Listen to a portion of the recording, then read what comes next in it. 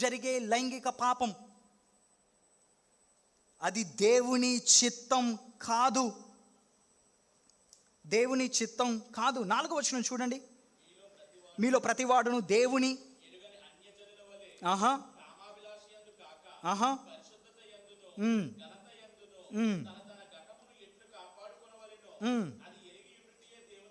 మరలా చూడండి, మరలా దేవుని చిత్తం అనే పదం గమనించారా?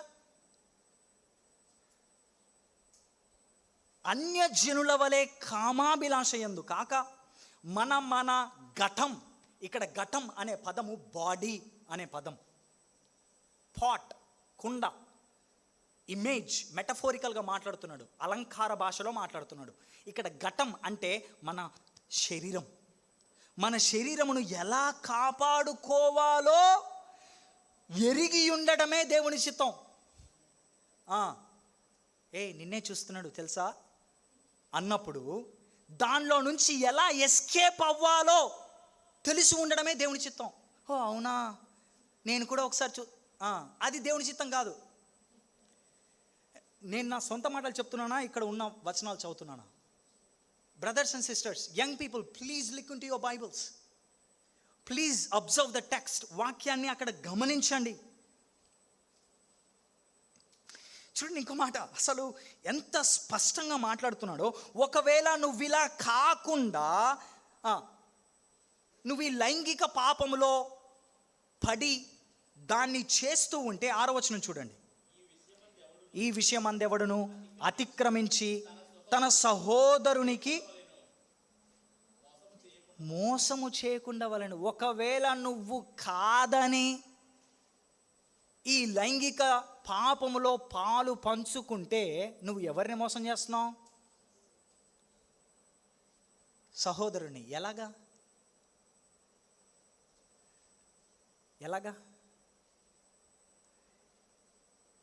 యంగ్ మ్యాన్, ఒకవేళ నువ్వు ఒక యంగ్ గర్ల్తో సెక్షువల్ ఇమ్మొరాలిటీలో పాల్గొంటే తనను మాత్రమే కాదు, తన ఫ్యూచర్ స్పౌస్ని, అనగా క్రీస్తులో నీ సహోదరుణ్ణి మోసం చేస్తున్నావు. Same with young sister, same. నీ సహోదరుడికి మోసం చేస్తున్నావు. ఆఫ్కోర్స్ ఇది కాంటెక్స్ట్లో, చర్చ్ కాంటెక్స్లో మాట్లాడుతుంది. నేను దీన్ని యూత్ కాంటెక్స్లో అప్లై చేస్తున్నాను. దేవుడి చిత్తం కాదు. అక్కడ ఏమంటున్నాడు? ఎందుకనగా మేము పూర్వం మీతో చెప్పి సాక్ష్యం ఇచ్చిన ప్రకారం ప్రభువు వీటన్నిటి విషయమై ఏం చేస్తాడాయన? ప్రతిదండన చేయును. అక్కడ అవెంజర్స్ అనే పదం వాడారు. మనకు తెలుసు కదా అవెంజర్స్. గాడ్ అవెంజర్ అవుతాడు నీకు ఎదురుగా. He will be an avenger against you.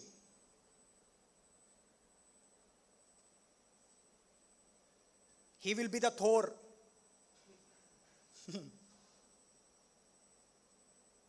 Please ఇది మనకు మంచిది కాదు. తమ్ముడు చెల్లి, ఇది మంచిది కాదు.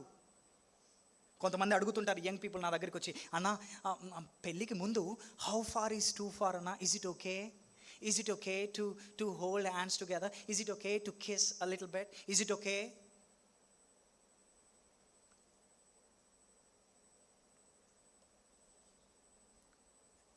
నిన్నది పాపములోనికి నడిపిస్తుంది అని తెలిసినప్పుడు దానికి దూరంగా పారిపోవడం దేవుని చిత్తం. అర్థమవుతుందన్నమాట? ఇక్కడ ప్రశ్న how far is too far కాదు. అది కాదు ప్రశ్న. మనం అడుక్కోవాల్సింది యంగ్ పీపుల్, అన్న నేను దీనికి ఎంత దూరంగా ఉండగలను? ఎంత దూరంగా ఉండగలను? కొంతమంది యంగ్ పీపుల్ ఈ పోర్నోగ్రఫీ లేకపోతే ఈ మాస్టర్బేషన్ వీటితో అడిక్ట్ అయిపోయి ఉంటారు. తమ్ముడు చెల్లి, ప్లీజ్ నీ జీవితాన్ని పాడు చేసుకోకు. నీ ఫ్యూచర్ లైఫ్ని, నీ స్పౌస్ని మోసం చేయకు. ప్లీజ్ నీ ఫ్యూచర్ స్పౌస్ని. ఎందుకంటే it nullifies you, it numbs you. లైంగికంగా నిన్ను నమ్ చేసేస్తుంది ఈ పోర్నోగ్రఫీ అనేది. నీ మెదడు నరాలని పాడు చేస్తుంది, నీ శరీరాన్ని పాడు చేసేస్తుంది. ప్లీజ్ తమ్ముడు చెల్లి, ఇట్స్ నాట్ ఈజీ. దయచేసి అడిక్షన్లో నుంచి బయటకు రా. ప్లీజ్ బతిమాలుకుంటున్నా నిన్ను. నీ కోసం కాకపోతే నిన్ను రక్షించిన క్రీస్తు కోసం, ఒకవేళ అది కూడా నిన్ను అది కూడా నిన్ను బాగా మోటివేట్ చేయకపోతే అట్లీస్ట్ నీ ఫ్యూచర్ స్పౌస్ అయినా నిన్ను మోటివేట్ చేయనివ్వు please. It's not good for you. మంచిది కాదది నీకు లైంగిక పాపం. ఆ డోపమైన్ అది చూసినప్పుడు నీ మెదడులో రిలీజ్ అయ్యే ఆ డోపమైన్ సరిపోదంట. ఒక బ్రదర్ ఒక భక్తుడు అంటాడు, పాల్ వాషర్ అనే ఒక భక్తుడు అంటాడు, నువ్వు ఫస్ట్ టైం చూసినప్పుడు ఆ పోనోగ్రఫీ, ఆ రిలీజ్ అయిన డోపమైన్ నీకు ఆ కిక్ నీకు మరలా ఇంకా ఎక్కువగా రావాలంటే నువ్వు వేరే రకముది చూడాలి. అప్పుడు నీకు ఇంకెక్కువ కిక్, అప్పుడు ఇంకా చూడాలి, అప్పుడు ఇంకా ఎక్కువ కిక్, కొత్తది ట్రై చేయాలి. లేకపోతే చైల్డ్ అబ్యూస్, రేప్ ఎంత దారుణంగా జరుగుతున్నాయో తెలుసు మీకు. తమ్ముడు చెల్లి ప్లీజ్ దీంట్లో నుంచి బయటికి రా, ఈ అడిక్షన్లో నుంచి బయటికి రా. దేవుణ్ణి అడుగు, పాదాలు పట్టుకొని అడుగు, ప్రభువు పాదాలు, ప్రభువా నీకు వ్యతిరేకంగా నేను ఇది చేయాలనుకోవడం లేదు, ప్లీజ్ నాకు సహాయం చేయి. నేను ఓపెన్గా మాట్లాడలేను దీని గురించి, ఎందుకంటే నా సంఘంలో నన్ను అద్భుతమైన వ్యక్తులుగా చూస్తారు, చాలా తలాంతులు కలిగిన వ్యక్తులుగా చూస్తారు. నేను ఇది ఎవరితోనైనా చెప్పుకోలేను. అయితే దయచేసి ఎవరైనా ఒక మెచ్యూర్ బ్రదర్ లేదా సిస్టర్ ఉంటే, సిస్టర్స్ అయితే సిస్టర్, బ్రదర్స్ అయితే బ్రదర్స్, వెళ్ళి మాట్లాడు. ఎందుకంటే నువ్వు ఇది దాచిన రోజులు అది ఇంకా బలము పొందుకునే అనకుండా తయారవుతుంది. కానీ నువ్వు రహస్యంగా ఉంచిన ఆ పాపాన్ని ఒప్పుకొని విడిచిపెడితే అది మనకు మంచిది. సో తమ్ముడు చెల్లి ప్లీజ్ టాక్, మాట్లాడండి. లైంగికంగా పరిశుద్ధంగా ఉండడమే దేవుడి చిత్తం. ఆల్రైట్, రక్షించబడడం దేవుని చిత్తం, ఆత్మచేత నింపబడడం అనగా దేవుని వాక్యము చేత కంట్రోల్ చేయబడడం దేవుని చిత్తం. నెంబర్ 3, జారత్వానికి దూరంగా ఉండడం అనగా లైంగిక పాపానికి, అది ఏ రకమైన లైంగిక పాపానికైనా సరే దూరంగా ఉండడం దేవుని చిత్తం. 4వదిగా నీవు విధేయత కలిగి ఉండడం దేవుని చిత్తం, లేదా లోబడి ఉండడం, అది కరెక్ట్ వర్డ్ యాక్చువల్లీ. లోబడి ఉండడం దేవుని చిత్తం. ఇంగ్లీష్లో టు బి సబ్మిసివ్, లోబడి ఉండడం దేవుని చిత్తం. దేనికి లోబడాలయ్యా? 1 పేతురు 2వ అధ్యాయం 13వ వచనం. 1 పేతురు 2వ అధ్యాయం 13వ వచనం. మనుషులు కల్పించు ప్రతి కట్టడను, నియమించు ప్రతి కట్టడను ప్రభువు నిమిత్తమై లోబడి ఉండుడి. 15వ వచనం చదువుతారా బ్రదర్? ఏలయనగా మీరిట్ల యుక్త ప్రవక్తన కలిగిన వారై మూర్ఖుల నోరు మూయుట దేవుని చిత్తం. చాలా స్పష్టంగా ఉంది అక్కడ. దేవుని చిత్తం ఏంటంటే దేవుడు లేదా మనుషులు కల్పించు కట్టడలు అనగా గవర్నమెంట్ కానీ, గవర్నర్స్ కానీ, లేకపోతే రాజులు కానీ, లేకపోతే ఇన్స్టిట్యూషన్ కానీ, లేకపోతే అది స్కూల్ అయినా, లేకపోతే కాలేజ్ అయినా, లేకపోతే లోకల్ గవర్నమెంట్ ఆర్గనైజేషన్స్ అయినా, మనల్ని పాలించే అధికారులైనా వారందరికీ లోబడి ఉండడం దేవుని చిత్తం. 14-15 వచనాల్లో ఒకవేళ లోబడి ఉంటే ఏమవుతుందో చెప్తున్నాడు. ఏమవుతుందంట? మనం అటువంటి యుక్త ప్రవర్తన గలవారై ఉంటే అజ్ఞానుల నోరు మనం మూస్తామంట.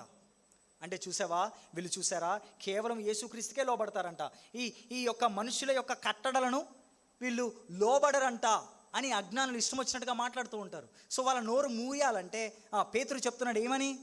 మీరు గవర్నమెంట్కి లోబడి ఉండండి. అంటే గవర్నమెంట్ పాపం చేయమంటే లోబడి ఉండడం కాదు, మరలా అది వేరే విషయం, అది మనకు తెలుసు. అది దొంగ ఓటు వేయండి అంటే వేస్తాం, నువ్వు ఓటుకు నోటు తీసుకుంటాం కాదు, అది తెలుసు మనకి. నాకు తెలిసి నేను మెచ్యూర్ పీపుల్తో ఇక్కడ మాట్లాడుతున్నాను, అండర్స్టాండ్ చేసుకునే పీపుల్తో మాట్లాడుతున్నాను. సో పాపము లేకుండా వాళ్ళు ఏదైనా కట్టడ చేస్తే దానికి మనం లోబడి ఉండడం దేవుడి చిత్తం. హెల్మెట్ లేకుండా ప్రయాణం నేరం, పెట్టుకోవడం దేవుని నిజం. జుట్టు ఊడిపోయినా పర్లేదు, ప్రైజ్ గాడ్. నా గురించే మాట్లాడుకుంటున్నా, నిజం.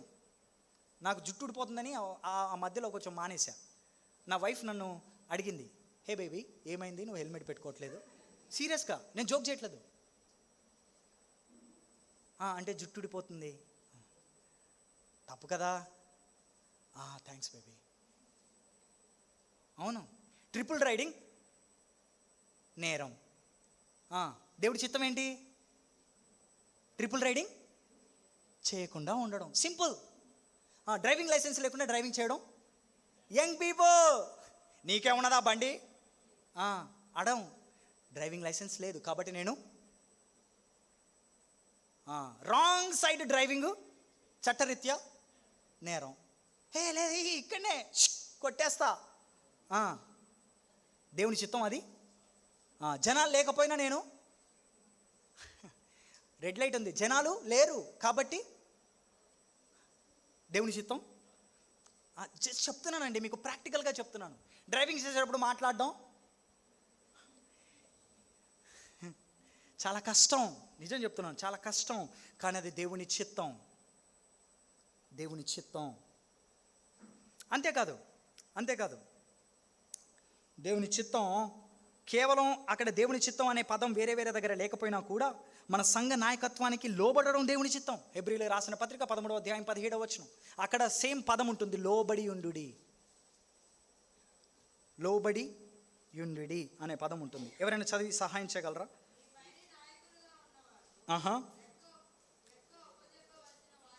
కాబట్టి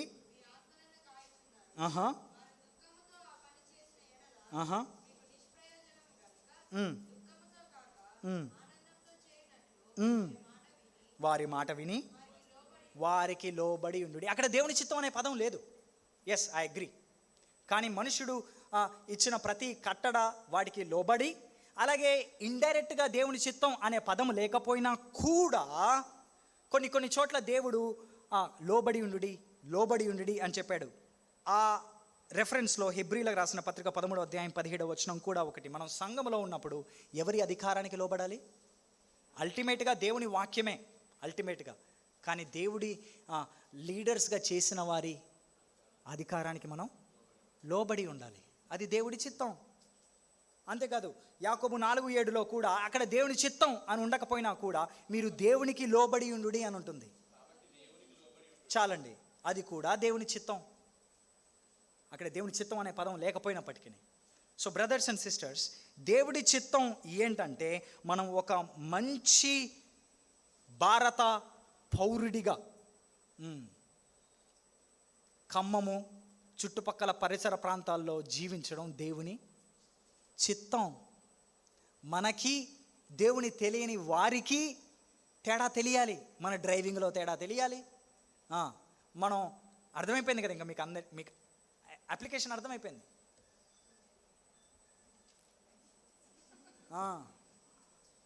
అన్నిట్లో తేడా తెలియాలి. ఎందుకు? అది దేవుడి చిత్తం. అలా చేసినప్పుడు లోకములో ఉన్న వారి నోర్లు నువ్వు నేను మూసేస్తాము. నెంబర్ 5. ఆల్ రైట్, 4 విషయాలు మనం చూసాం. మళ్ళీ ఒకసారి రివిజన్ చేద్దామా? రక్షించబడడం దేవుని చిత్తం, ఆత్మపూర్ణులై ఉండడం అనగా వాక్యానికి లోబడి ఉండడం దేవుని చిత్తం, పరిశుద్ధంగా జీవించడం, జారత్వానికి దూరంగా ఉండడం దేవుని చిత్తం, 4వది అధికారానికి లోబడి ఉండడం దేవుని చిత్తం. అన్నా ఇదంతా బాగానే చెప్పావు, అధికారం అనే దగ్గర మరి పేరెంట్స్ ఏంటన్నా? ఒక మాట చెప్పి నేను 5వ దానికి వెళ్తాను. ఆ పాయింట్ మనకి చాలా ఇంపార్టెంట్ కదా. యంగ్ పీపుల్, తల్లిదండ్రుల అధికారానికి లోబడడం దేవుడి చిత్తం. ఓకే, దేవుడి చిత్తం. కానీ అలా అని చెప్పి వాళ్ళు దేవుని వాక్యానికి వ్యతిరేకమైన వాటిని చేయమని చెప్పినా, అమ్మో, దేవుని వాక్యం ఏం చెప్తుంది? పేరెంట్స్కి మనము లోబడాలి కదా. కాబట్టి నాకు కాదన్నా, లేదు నాకొద్దు, మా డాడీ అడిగారు ఈ డౌరీ, కాబట్టి వాక్యం ఏం చెప్తుంది? తల్లిదండ్రులకు లోబడమని. కాబట్టి నేను లోబడతాను. కాబట్టి గిఫ్ట్ రూపంలో ఏమన్నా ఇవ్వగలవా? నాకు కాదు. ఎవరికి? నా మాటలు మీకు అర్థమవుతున్నాయా? అందుకే మనం ఎంత క్విక్ కాదు, తెలివిమంతులం. కాబట్టి ఎఫ్ఎస్సి 6:1 చూడండి ఏమన్నాడు? ఓకే పిల్లలారా, ఆ పదం మనం మిస్ అవ్వద్దు. ప్రభువు నందు వాళ్ళకు మనం విధేయులై చూపెట్టాలి, విధేయులై ఉండాలి. అంటే వాళ్ళు చెప్పే ప్రతి మాట వాక్యానుసారంగా ఉంటేనే మనము లోబడాలి. కిడ్స్, వాళ్ళు మిమ్మల్ని, మీ తల్లిదండ్రులు హే ఇంట్లో లేనని చెప్పరా, ఇంట్లో లేనని చెప్పు, లోబడొద్దు. ఇన్ఫ్యాక్ట్ అప్పుడప్పుడు మనం గాడిదలం అవ్వాలి. ఏంటన్నా ఆ పదం? బిలాముకు బోధించినట్టుగా అప్పుడప్పుడు మనం కోళ్ళం అవ్వాలి, పేతురుకు బోధించినట్టుగా. మనమే చిన్న గాడిద, చిన్న కోడిలాగా అలా చేయకూడదు డాడీ అని చెప్పాలి. మనం అలా చేయకూడదు మమ్మీ అని చెప్పాలి. హే అబద్ధాలు ఏంటి? సో మనము విధేయత ఏ విషయంలో చూపెట్టాలి? ప్రభువునందు.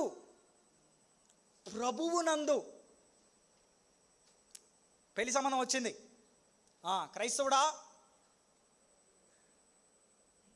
చేసుకోకపోతే చచ్చిపోతా అంటారు పేరెంట్స్. అప్పుడు మరి క్రైస్తవుడు కాకపోతే తల్లిదండ్రులకు విధేయత చూపాలి కదా. మీరు ఎవరిని ఏమన్నా సరే తల వంచి కట్టేసుకుంటాను అంటే దేవుడి చిత్తం కాదది. ప్రభువు నందు. ఆల్రైట్, దాని గురించి మనం ఇంకెక్కువగా మాట్లాడదాం. Alright, fifth one, final, sixth కూడా ఉంది, ఫిఫ్త్ వన్. మరి దేవుడి చిత్తం ఏంటి? మనము శ్రమలు సహించడం దేవుని చిత్తం. శ్రమలు సహించడం దేవుని చిత్తం. ఇంకో మాట చెప్పండి, శ్రమలు పొందడం దేవుని చిత్తం. 1 పేతురు 3వ అధ్యాయం 17వ వచనం. 1 పేతురు 3వ అధ్యాయం 17వ వచనం. ఓకే, ఒకవేళ ఇది దేవుని చిత్తం అయితే కీడు చేసి శ్రమపడుట కంటే మేలు చేసి శ్రమపడుట బహు మంచిది. ఓకే, 1 పేతురు 2వ అధ్యాయం 20వ వచనం కూడా చదవండి. ఇది సారీ సిస్టర్, మళ్ళీ చదవండి.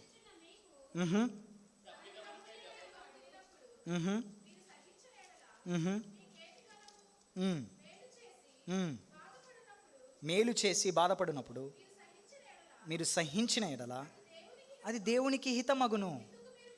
ఎందుకు మీరు పిలవబడితిరి. మనకు మాదిరి 21లో క్రీస్తు అని అంటున్నాడు, అంతే కదా. 1 పేతురు 4వ అధ్యాయం 19వ వచనం. 1 పేతురు 4వ అధ్యాయం 19వ వచనం. కాబట్టి చూడండి, చిత్తం పదం గమనించారా? దేవుని చిత్త ప్రకారము బాధపడువారు సత్ప్రవర్తన గలవారై నమ్మకమైన సృష్టికర్తకు తమ ఆత్మలను అప్పగించుకొనవలెను. శ్రమ పడడం, కొన్నిసార్లు శ్రమలు పొందడం దేవుని చిత్తం. ఈ రోజుల్లో ఈ బోధ లేదండి. ఈ రోజుల్లో ఈ బోధ పోయింది. ఏంటి ఈ రోజుల్లో బోధ? ఆశీర్వాదాలు, డెవలప్మెంట్, ఆశీర్వాదం, బిల్డింగ్ మీద బిల్డింగ్, ఆస్తి మీద ఆస్తి, కారు మీద కారు, ఇల్లు మీద ఇల్లు. ఇదే ఆశీర్వాదం. ఏమైనా చేస్తావు నువ్వు, ఎంతైనా చేస్తావు నువ్వు, నన్ను స్థిరపరుస్తావు, ఉద్యోగం ఎక్కడైతే పడిపోయినా అక్కడ నువ్వు నన్ను నిలబెడతావు. ఉద్యోగం పోయింది అయినా సరే నన్ను నిలబెడతావు, మంచి ఉద్యోగం ఇస్తావు, 5 డిజిట్స్ కాదు 6 డిజిట్ శాలరీ ఇస్తావు, జాబ్ ఇస్తావు. 1 పేతురులో ఎన్నిసార్లు చూసాం మనం దేవుని చిత్త ప్రకారం శ్రమ, దేవుని చిత్త ప్రకారం శ్రమ, దేవుని చిత్త ప్రకారం శ్రమ, శ్రమ శ్రమ శ్రమ. ఈ రోజుల్లో లేదు. లాభం లాభం లాభం, ఆశీర్వాదం ఆశీర్వాదం ఆశీర్వాదం. బాధ అనిపిస్తుంటుందండి, బాధ అనిపిస్తూ ఉంటుంది. కేవలం ఈ లోకం వరకే మనం నిరీక్షణ కలవారమై ఉంటుంటే మనకంటే దౌర్భాగ్యులు ఇంకెవరు లేరు. ఏంటి నీ ఆశీర్వాదం? ఏంటి ఆస్తులా? నీ ఆశీర్వాదం బ్యాంక్ బ్యాలెన్సా? నీ ఆశీర్వాదం ఇల్లులా? నీ ఆశీర్వాదం గొప్ప ఉద్యోగాలా? నీ ఆశీర్వాదం వివాహమా? నీ ఆశీర్వాదం పిల్లలా? శ్రమలు వస్తాయి, వాటిని మనం భరిస్తాము. కొన్నిసార్లు దేవుడు తన చిత్తానుసారంగా మనకు శ్రమలు ఇస్తాడు.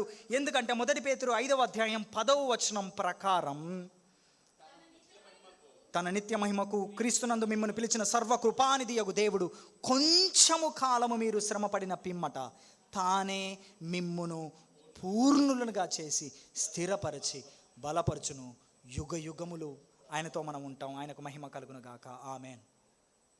శ్రమ పడడం దేవుని చిత్తం. ఈ రోజుల్లో పాస్టర్లు అలాగే బోధిస్తున్నారు, విశ్వాసులు అలాగే బోధిస్తున్నారు. నీకు శ్రమలు వస్తాయి అంటే ఆ సంఘానికి ఎవరు వెళ్ళరు.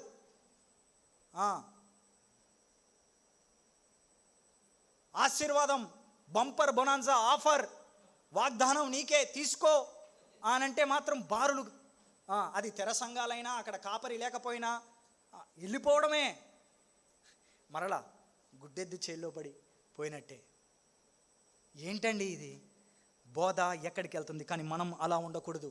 దేవుని వాక్యం ఈరోజు ఆత్మ చెబుతున్న మాటలు మనమందరం వినుగాక. ఆమేన్. విందాం. శ్రమలు పొందడం దేవుని చిత్తం. నీకు శ్రమలే రావు అనంటే అక్కడి నుంచి పారిపోదాం, ఆ సంఘం నుంచి పారిపోదాం, ఆ యూట్యూబ్ ఛానల్ అన్సబ్స్క్రైబ్ చేద్దాము. దేవుని వాక్యాన్ని ఉన్నది ఉన్నట్టుగా బోధించే సంఘానికి వెళ్దాము. ఆ సంఘ కాపరి మాటలు విందాము. ఆ బోధకుని వాక్యం నేర్చుకుందాం. All right. సో శ్రమ పడడం దేవుని చిత్తం.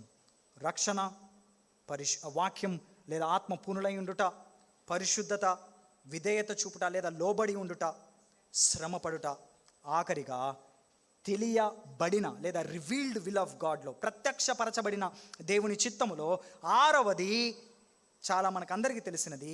1 తెస్సలోనిక 5వ అధ్యాయం 18వ వచనం.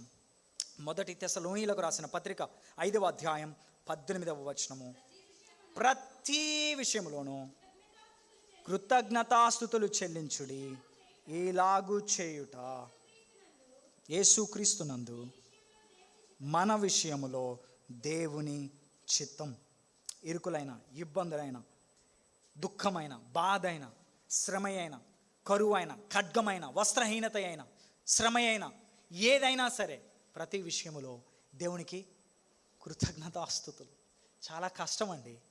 కానీ ప్రభువా, నాకు ఎందుకు ఈ జీవితంలో ఈ పరిస్థితి నాకు అలో చేసావో నాకు తెలియదు, కానీ నీలోనే నా సంతోషం, నీకు థ్యాంక్ యూ. అది దేవుడి చిత్తం. నా గొప్ప కోసం చెప్పట్లేదు, జస్ట్ ఎగ్జాంపుల్గా చెప్తున్నాను. ఓకే, దేవుడు నేను ఇంకా ఎదగాలి ఈ విషయంలో. గత సంవత్సరం ఏప్రిల్ 15వ తారీఖు నా వైఫ్ నేను హాస్పిటల్కి వెళ్దామని ప్రిపేర్ అవుతూ ఉన్నప్పుడు, తను 3rd మంత్, మా ఫస్ట్ బేబీతో మేము ఉన్నాము గర్భంలో. బ్లీడింగ్ స్టార్ట్ అయింది. హాస్పిటల్కి వెళ్ళిన తర్వాత తెలిసింది ఏంటంటే 4th మంత్లో బేబీ యొక్క హార్ట్ బీట్ ఆగిపోయింది. సో తర్వాత మెడికల్ ప్రొసీజర్ చేసిన తర్వాత బేబీ బయటకు వచ్చిన తర్వాత మేము ఆ బేబీని పడేయాలనుకోలేదు, కానీ జాగ్రత్తగా ఎక్కడైనా మా బేబీ 3rd మంత్ పుట్టలేదు కరెక్టే, కానీ మా బేబీ, మా లైఫ్, మా రక్త మాంసములు తీసుకున్న బిడ్డ. మా పక్కనే ఒక చిన్న బరియల్ గ్రౌండ్లో ఉంటే ఆ బరియల్ గ్రౌండ్లో బరీ చేసి, ప్రభువా థ్యాంక్ యూ, నువ్వు ఎందుకు మాకు ఈ యొక్క అనుమతించావో మాకు తెలియదు. మా ఫస్ట్ బేబీ మాకు తెలియదు ప్రభువా, మాకు అర్థం కావట్లేదు ఎందుకు ఇలా జరిగిందో, బట్ థ్యాంక్ యూ. దీని ద్వారా మాకేం నేర్పిస్తున్నావో నేర్పించు. దీన్ని ఒప్పుకునే అంగీకరించే, అలాగే ఈ పెయిన్ని ప్రాసెస్ చేసే మాకు కృపనివ్వండి. ఏంటండి, అన్నీ బాగున్నప్పుడే దేవునికి స్తోత్రం అయితే మనకి బయట లోకానికి తేడా ఏముంది?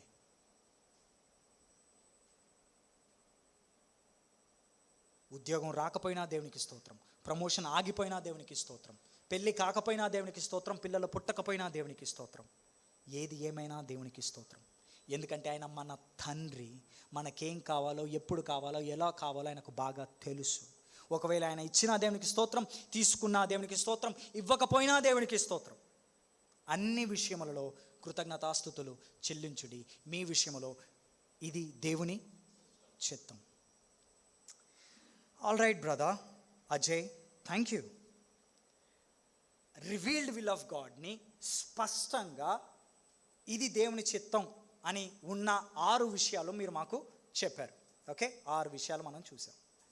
కానీ మాకు చాలా ఇంట్రెస్టింగ్, మాకు చాలా ఇష్టమైన topic mysterious will of God, unrevealed will of God. దీన్ని ఎలా మేము అర్థం చేసుకోవాలి? తెలియబడని దేవుని చిత్తం ఎలా మరి? ఎవరిని పెళ్లి చేసుకోవాలి, ఏ ఉద్యోగం చేయాలి, ఎక్కడ ఏ సబ్జెక్ట్ తీసుకోవాలి, ఇవన్నీ తెలియబడనివి. కరెక్టే కదా? యంగ్ పీపుల్ మనకు ఉండే స్ట్రగుల్ ఇదే కదా. మరి దాని విషయంలో ఎలాగా? చాలా ఇంపార్టెంట్ టాపిక్ అయిన మ్యారేజ్లోకి ఫస్ట్ మాట్లాడుకుందాం. ఓకే, చాలా నవ్వులు పళ్ళు కనబడుతున్నాయి. అన్రివీల్డ్ విల్ ఆఫ్ గాడ్, తెలియబడని దేవుని చిత్తం. వివాహం అనేది ఒక అద్భుతమైన గది లాంటిదంట. సర్కిల్ లేదా సర్కిల్ అందాం. ఓకే, ఒక చిన్న సర్కిల్. పెళ్ళైన వాళ్ళు ఆ సర్కిల్లో ఉంటారు. ఓకే, పెళ్ళి కాని వాళ్ళు ఆ సర్కిల్ బయట ఉంటారు. పెళ్ళి కానోళ్ళు ఎప్పుడైతుందిరా ఈ సర్కిల్కి ఎప్పుడు పోదామా అని ఆలోచిస్తుంటారు అనమాట.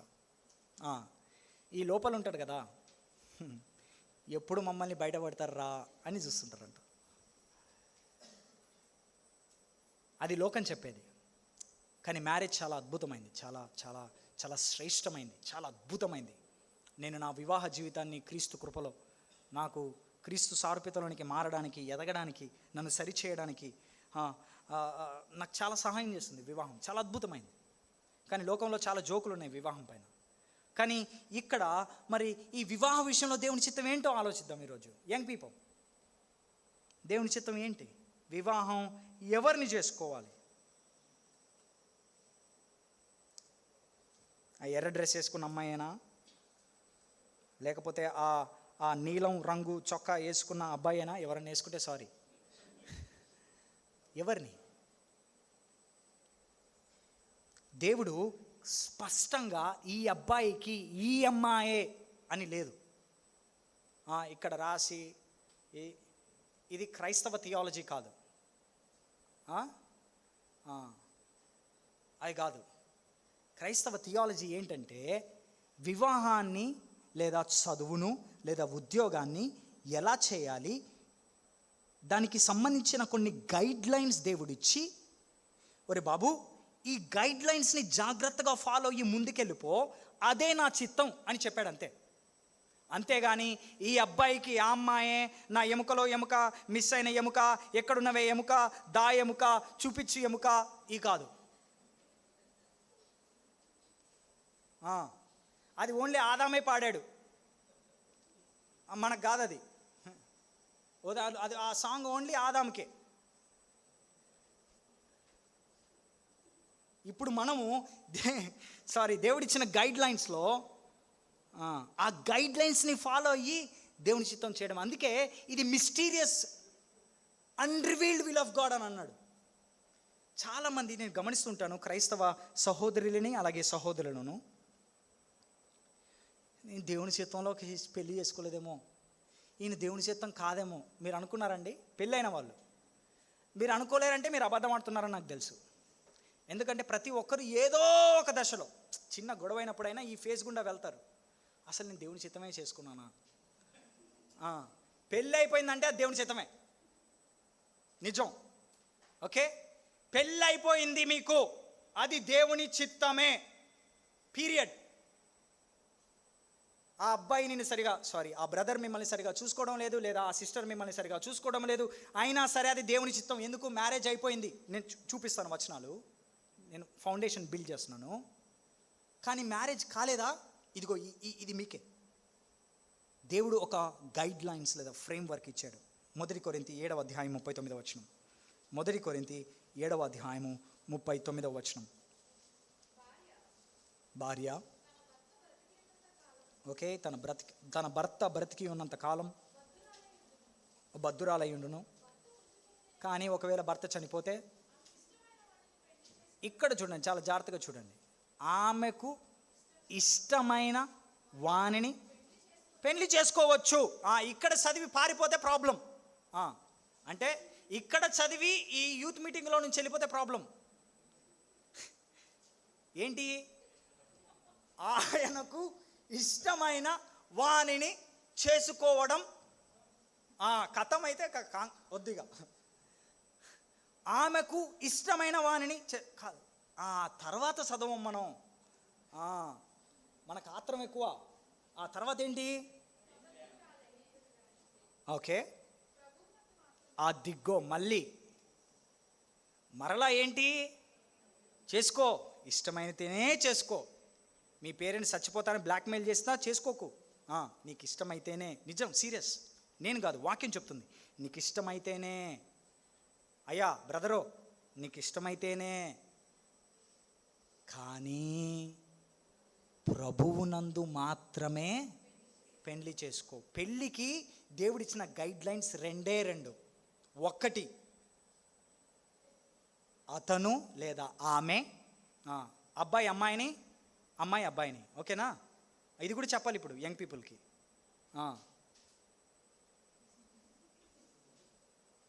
Adam and Eve, Adam and Steve కాదు. అబ్బాయి అమ్మాయి, అమ్మాయి అబ్బాయి. హాస్టల్స్లో ఉండే పిల్లలు జాగ్రత్త.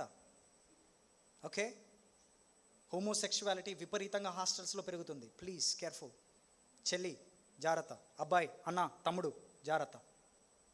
Homosexuality dangerous. సొదొమ గొమొర్రాతో పోల్చాడు దేవుడు. ఎందుకంటే వాళ్ళు అక్కడ చేసింది అదే. దేవదూతలు పురుషుల్లాగా వచ్చారు.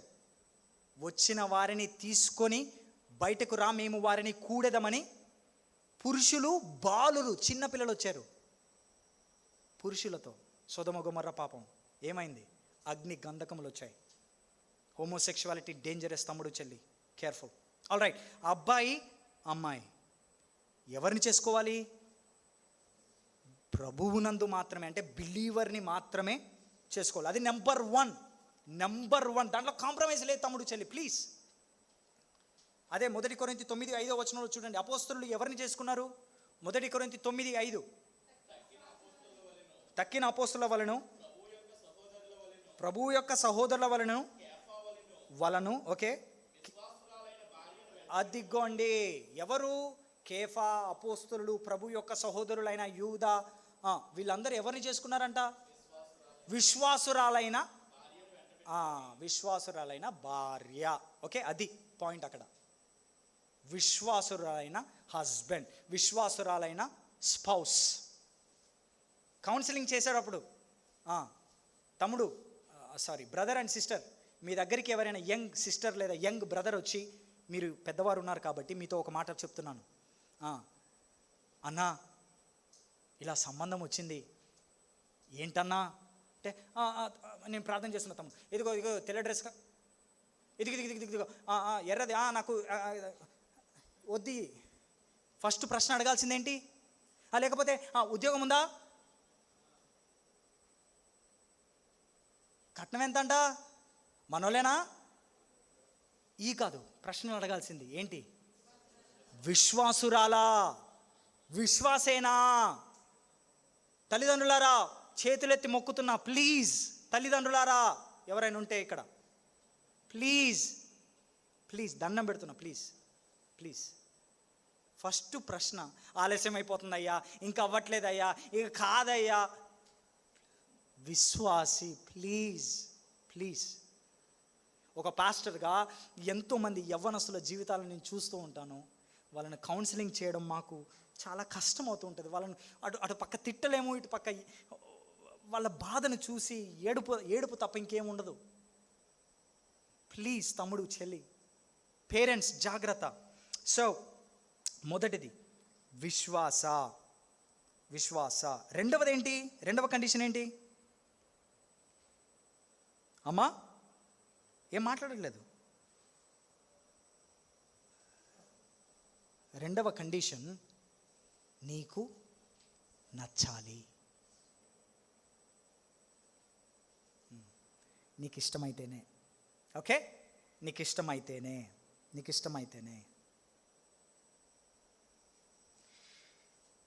మరి ఎవరు విశ్వాసి? ఇంతకుముందు చెప్పినట్టుగా, మొదటి సెషన్లో చెప్పినట్టుగా, క్రైస్తవ పేరున్నంత మాత్రాన, లేకపోతే క్రైస్తవ తల్లిదండ్రులు ఉన్నంత మాత్రాన, లేకపోతే అద్భుతమైన తలాంతులు సంఘములో మొత్తం మ్యూజిక్ ఇన్స్ట్రుమెంట్స్ అన్నిటినీ ధన కాదు, వాళ్ళు కాదు క్రైస్తవులు. క్రైస్తవులు అంటే ఎవరు? వాక్యానుసారంగా లేదా మెమొరీ వర్సెస్ చెప్పి క్విజ్లో ఫస్ట్ ర్యాంకులు వచ్చేవాళ్ళు కాదు క్రైస్తవులు. క్రైస్తవులు అంటే ఆ చేపలు వేసేసి లేకపోతే ఇదిగో ఇటువంటి రికార్డింగ్లు చేసేసే వాళ్ళు కాదు క్రైస్తవులు. క్రైస్తవులు అంటే ఏంటి? యేసుక్రీస్తు సువార్తను అర్థం చేసుకున్న వాళ్ళు. యేసుక్రీస్తు తన గురించి మరణించాడని, తిరిగి లేచాడని, తన పాపములన్నిటినీ సిలువలో ఆయన భరించాడని నమ్మేవాడు క్రైస్తవుడు. ఆరోగ్యం కోసమో లేకపోతే ఉద్యోగం కోసమో ఆశీర్వాదం కోసమో యేసుక్రీస్తును నమ్ముకున్నవాడు కాదు క్రైస్తవుడు. సువార్తను నమ్మి విశ్వసించి తన పాపాల గురించి పశ్చాత్తాపపడి మారు మనస్సునుంది ప్రతిదినం ఎదిగేవాడు క్రైస్తవుడు. అంతేకాదు సువార్తకు తగ్గ ఫలం తన జీవితంలో బయటకు చూపించేవాడు క్రైస్తవుడు. ఆ వ్యక్తి, ఆ స్త్రీ క్రైస్తవురాలా? మొదటి ప్రశ్న. అన్నా, మీరు ఎక్కడో ఉన్నారు, మీరు జమానాలో ఉన్నారు. ఈ బైబుల్ జమానాది. ఇప్పుడు ట్రెండ్ మారింది. ఇప్పుడు ఇదేంటో తెలుసా? ఇప్పుడు నశించిపోయే ఆత్మల పట్ల నాకెంతో భారం, ఒక్కరినైనా సరే చచ్చిపోయే ముందు రక్షించాలి, కాబట్టి నేనేం చేస్తానంటే అన్యులను పెళ్లి చేసుకొని సువార్తను చెప్పి మార్పించేస్తా. తమ్ముడు, చెల్లి, నువ్వు ఎంత గొప్ప వ్యక్తి అంటే సొలొమోను మహారాజు కంటే జ్ఞానం కలిగిన వాడివి. నిజం. ఎందుకన్నా అట్లా అంటున్నావు? మొదటి రాజులు 11వ అధ్యాయం మొదటి వచనం. మొదటి రాజులు 11వ అధ్యాయం మొదటి వచనం.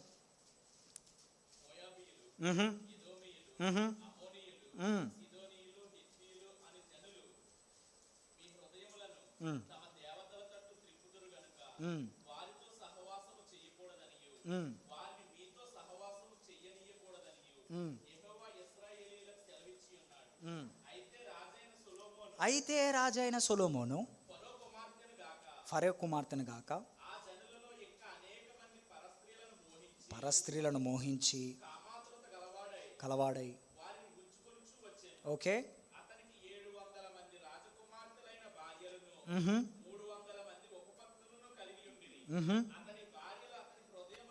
అదిగో చూడండి, త్రిప్పివేసిరి. అప్పుడు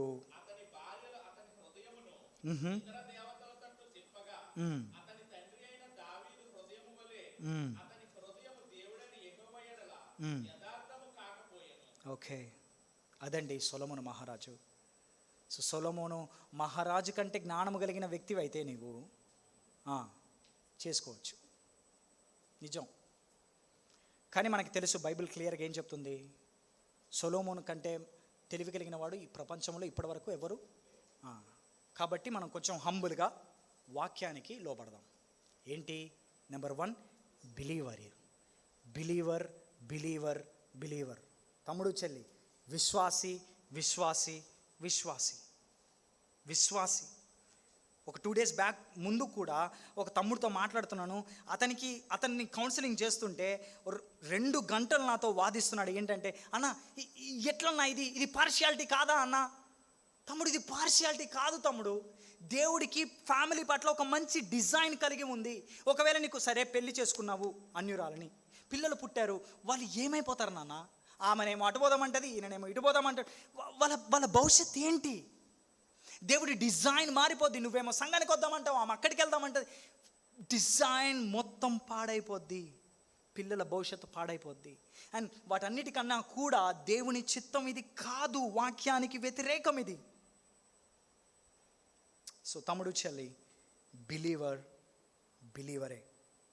బిలీవర్ని పెళ్లి చేసుకోవడం దేవుని చిత్తం. అందుకే 2 కొరింథీ 6వ అధ్యాయంలో వెలికి చీకటికి ఎక్కడ, నీతికి అనీతిమత్వానికి ఎక్కడ పొత్తు, స్నేహం ఎక్కడ అని అంటాడు. వద్దు. అందుకే 1 కొరింథీ ఒక్కసారి 7వ అధ్యాయం 16వ వచనం చూడండి. ఇదిగో ఇటువంటి క్వశ్చన్లు అడిగే వాళ్ళకి 1 కొరింథీ 7వ అధ్యాయం 16వ వచనం చూడండి. ప్రశ్న: ఓ స్త్రీ, ఈ మాట చూడండి, నీ భర్తను రక్షించదవో లేదో నీకేం తెలియను? ఓ పురుషుడా, నీ భార్యను రక్షించదవో లేదో నీకేం? ఇక్కడ పెళ్ళి కాని వాళ్ళతో మాట్లాడట్లేదు, పెళ్ళైన వాళ్ళతో మాట్లాడుతున్నాడు. నీ హస్బెండ్ని రక్షిస్తావన్న నమ్మకం నీకుందా అమ్మా? నీ భార్యను రక్షిస్తావన్న నమ్మకం నీకుందా? లేదు నీకు. మరి భార్య భర్తలకే ఇటువంటి అయితే, అంటే పెళ్ళైన వాళ్ళకి ఇటువంటి క్వశ్చన్స్ దేవుడు వేస్తే, మరి పెళ్ళి కాని మన పరిస్థితి ఏంటి? మీ పరిస్థితి. భార్య భర్తలకే గ్యారంటీ లేదు. మరి నువ్వెలా అనుకుంటున్నావు? నేను చేసుకొని మారుస్తా, నశించిపోయే ఆత్మలు. వద్దు, ఇవన్నీ డైలాగులు ఇవన్నీ. ఆల్ రైట్, నేను ముందుకెళ్తున్నాను. ఒక్క మాట, ఎస్పెషల్లీ కొంతమంది బ్రదర్స్ లేదా సిస్టర్స్ పరిచర్య గురించి భారం ఉన్న వాళ్ళు ఇక్కడ ఉండొచ్చు. వాళ్ళకి ఈ మాట చెప్తున్నాను. అన్న, కేవలం విశ్వాస అయితే సరిపోద్దా అన్న? ఎస్, ఫస్ట్ నెంబర్ 1 విశ్వాసి. కానీ నీకు పరిచర్య చేయాలనే ఆసక్తి ఉండొచ్చు, లేదా నీకు సంఘ జీవితం పట్ల కొంచెం ఆసక్తి ఉండొచ్చు, లేదా నీకు పరిచర్య లేదా సంఘం ఈ యొక్క మిషన్స్ పట్ల కొంచెం ఇంట్రెస్ట్ ఉండొచ్చు. చెల్లి లేదా తమ్ముడు లేదా అక్క లేదా అన్న, మీతో ఈ మాట ఏంటంటే, ఒక్కసారి నీ డిజైర్ని వాళ్ళతో పంచుకోనికి వచ్చిన సంబంధం. రక్షణతో మాత్రమే కాదు, ఎందుకంటే కొంతమందికి పరిచర్య అంటే ఇష్టం ఉండదు, కొంతమందికి పరిచర్య అంటే కొంచెం ఇబ్బంది ఉండొచ్చు. సో ముందే నీ డిజైర్ని పంచుకో. ఆమె పెళ్ళైన తర్వాత, అబ్బో నువ్వు ఇంత మినిస్ట్రీ అని నాకు తెలియదు అని అన్నది అనుకో, అప్పుడు కష్టమైపోద్ది. అందుకే ముందే క్లియర్గా చెప్పు. నాకు ఈ డిజైర్ ఉంది, నాకు ఈ వాక్యం పట్ల ఈ ఆశ ఉంది, నేను ఇది చేయాలనుకుంటున్నాను, నీకు ఓకే అయితేనే. అంతేగాని చెప్పకుండా చేసుకున్నాం అనుకో, తర్వాత నీ ఆశ ఆసక్తి రెండు ఎగిరిపోయే ప్రమాదం ఉంది. ఆమె అలా చేసిద్ది, లేదా ఆయన అలా చేస్తాడు. సో ప్లీజ్ ముందే మాట్లాడండి. ఆల్ రైట్, లాస్ట్ టాపిక్ వచ్చాను, అదేంటంటే ఉద్యోగం అలాగే చదువు. సో వివాహం అయిపోయింది. ప్రత్యక్షపరచబడని దేవుని చిత్తంలో, వివాహ విషయంలో దేవుని చిత్తం ఏం మాట్లాడుతుంది? ఈ పర్సనా అని దేవుడు ఎక్కడ క్లియర్గా చెప్పలేదు, కానీ గైడ్లైన్స్ ఇచ్చాడు. ఆ గైడ్లైన్స్ ప్రకారం ముందుకు వెళ్ళాలి. ఓకేనండి? బిలీవర్ని చేసుకోవడం దేవుని చిత్తం, స్పష్టం. రెండవది, మరి ఉద్యోగం ఎట్లా? చదువు ఎట్లా? ఎంపీసీనా బైపీసీనా? నీటా ఎంసెట్టా? రెండు ఓకే. ఎట్లా, ఏది? మొదటి కొరింథీ 10:31. ఇక్కడ ఇగైన్ నేను చెప్తున్నట్టు, ఇదిగో నువ్వు ఈ ఉద్యోగమే చేయాలి. ఒక్క నిమిషం బ్రదర్, ఈ ఉద్యోగమే చేయాలి, ఇక్కడికే ట్రాన్స్ఫర్ అవ్వాలి, అట్లేం లేదు.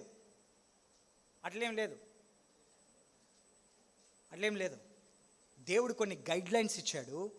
ఆ గైడ్లైన్స్ని బట్టి మనం విజ్డమ్తో అప్లై చేయాలి, లేకపోతే మనం రోబోట్లం అయిపోతాం. చెప్పు ప్రభువా ఏం చేయాలి? రోబోట్లం కాదు, మనం ఫ్రీ విల్ ఇచ్చాడు మనకి కొంచెం, దాన్ని విజ్డమ్ని మనం అప్లై చేయాలి. ఆఖరిగా ముగిస్తున్నాను. మొదటి కొరింథీ 10:31. కాబట్టి మీరు భోజనం చేసినను, పానం చేసినను, ఏమి చేసినను దేవుని మహిమ కొరకు చేయుడి. అది ఉద్యోగమైనా, అది చదువైనా, అది ఏ చదువైనా దేవుని మహిమ కోసం చేయాలి.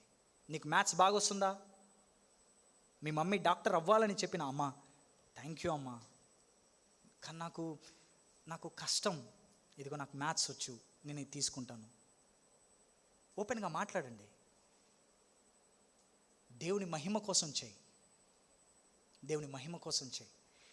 పేరెంట్స్, మీ జీవితంలో కొన్ని కోరికలు మీరు నెరవేర్చలేకపోయారు కాబట్టి మీ పిల్లల మీద దయచేసి వాటిని రుద్దకండి. ఒక కొడుకు పర్స్పెక్టివ్లో మాట్లాడుతున్నాను ఈ మాట. దేవుడు నన్ను పరిచర్యకు పిలుస్తున్నాడు, లేదా ఆ పరిచర్య పట్ల భారం ఎక్కువ అవుతుంది నా హృదయంలో అని మన అమ్మ నాన్నగారికి దగ్గరికి వెళ్ళి చెప్పినప్పుడు వాళ్ళ ఫస్ట్ క్వశ్చన్ ఏంటంటే, ఒరే కాగ్నిజెంట్లో బాగానే సంపాదిస్తున్నావు కదరా, సాఫ్ట్వేర్ కంపెనీలో, ఎక్కడో మేము పల్లెటూరులో పరిచర్య చేస్తున్నాము, నువ్వు మాకు సపోర్ట్ చేస్తేనే మేము చాలా ఇప్పుడు చక్కగా మేము ఉండగలుగుతున్నాము, చర్చ్ బిల్డింగ్ కట్టాము, అరే ఇప్పుడు నువ్వు సడన్గా రిజైన్ చేస్తే ఎట్లరా? అది వాళ్ళ ఫస్ట్ ప్రశ్న. ఏ తల్లిదండ్రులకైనా అలాగే వస్తుంది. కానీ తర్వాత వాళ్ళు నాతో మాట్లాడుతున్నప్పుడు నేను వాళ్ళకి కన్విన్స్ చేసి, వాళ్ళని అర్థం చేపించి, అమ్మా నాన్న ఇది పరిచర్య, నా హృదయంలో ఈ భారం ఉంది, అప్పుడు వాళ్ళు ఒప్పుకున్నారు. అంతేగాని నువ్వు సస్తే సావు, నువ్వేమన్నా చెయ్యి, సొసైటీలో మా పేరేమైపోద్ది, బంధువుల్లో మా పేరేమైపోద్ది, ఇది కాదు. మనం ఎవరి మహిమ కోసం చేయాలి? ఏం చేసినా దేవుని మహిమ కోసం చేయాలి. ఒకవేళ ఉద్యోగం లేకపోతే ఉద్యోగం ట్రాన్స్ఫర్ వచ్చింది, నీకు ప్రమోషన్ ఇస్తాము పలానా చోటికి వెళితే, జాగ్రత్తగా వినండి నా మాట, ఓకే? చాలా విజ్డమ్తో నేను మాట్లాడాలి ఈ మాట. అక్కడికి వెళ్తే ప్రమోషన్, కానీ ఇక్కడికి వెళ్తే ఇదే జాబ్, ఇదే ఉద్యోగం, ఇంతే శాలరీ, కానీ అక్కడికి వెళ్తే ప్రమోషన్, కానీ అక్కడ ఒక్క స్థానిక సంఘం కూడా లేదు, అక్కడ ఒక్క మంచి సంఘం కూడా లేదు. అప్పుడు ఏం చేయాలి?